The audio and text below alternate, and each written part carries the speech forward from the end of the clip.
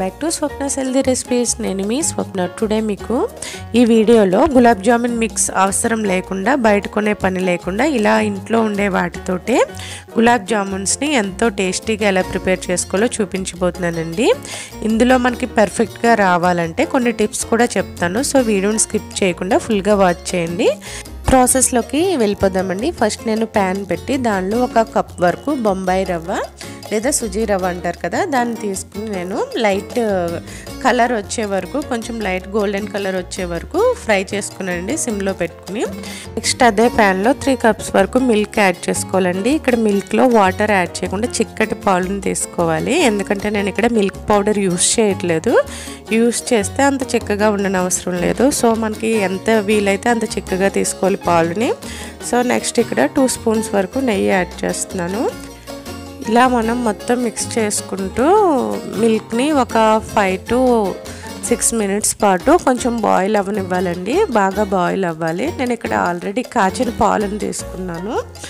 So ఇలా మనం boil చేసుకున్న తర్వాత ఒక 5 మినిట్స్ తర్వాత మనకి బాయిల్ అయ్యేటప్పుడు ముందుగా పెట్టుకున్న రవ్వ ఉంది కదండి, వేయించి పెట్టుకున్న రవ్వ, దాన్ని కొద్దిగా వేసుకోవాలి. ఉండలు కట్టకుండా వేసుకోవాలి. జాగ్రత్తగా కలుపుకుంటూ మొత్తం అంతా బాగా మిక్స్ చేసుకోవాలి.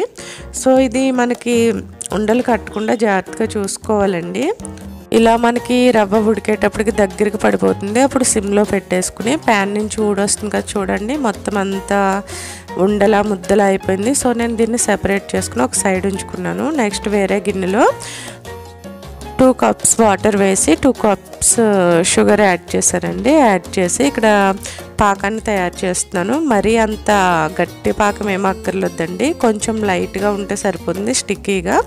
సో అక్కడ అది రెడీ చేసుకున్న తర్వాత నెక్స్ట్ ఇక్కడ మనం కొద్దిగా వంట సోడా యాడ్ చేస్తున్నానండి. ఈ మిక్స్లో వంట సోడా యాడ్ చేసుకోవడం వల్ల మనకి స్పాంజీగా వస్తాయి గులాబ్ జామున్స్ అనేవి.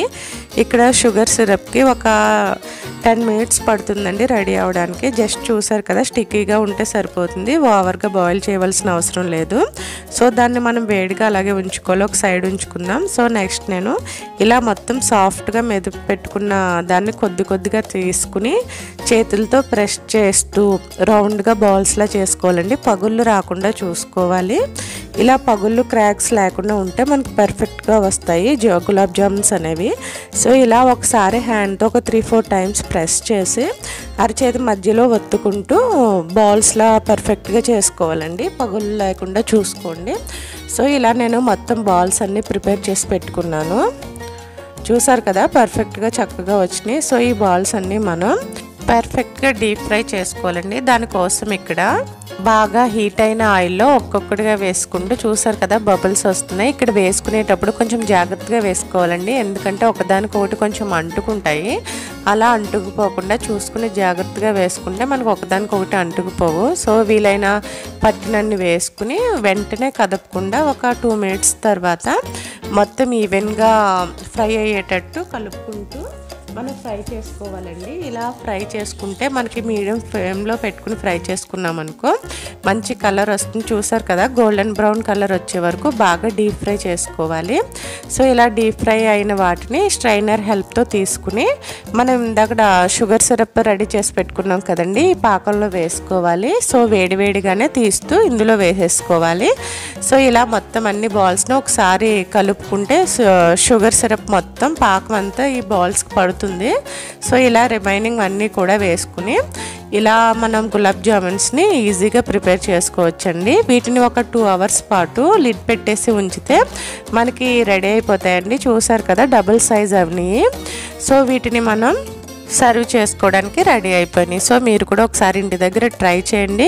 ఐ హోప్ ఈ వీడియో మీకు నచ్చితే లైక్ చేసి, షేర్ చేసి, కమెంట్ చేయండి. మన ఛానల్ని సబ్స్క్రైబ్ చేసుకోకపోతే సబ్స్క్రైబ్ చేసుకుని మరిన్ని లేటెస్ట్ వీడియోస్ కోసం పక్కన ఉన్న బెల్ క్లిక్ చేయండి. Thanks for watching.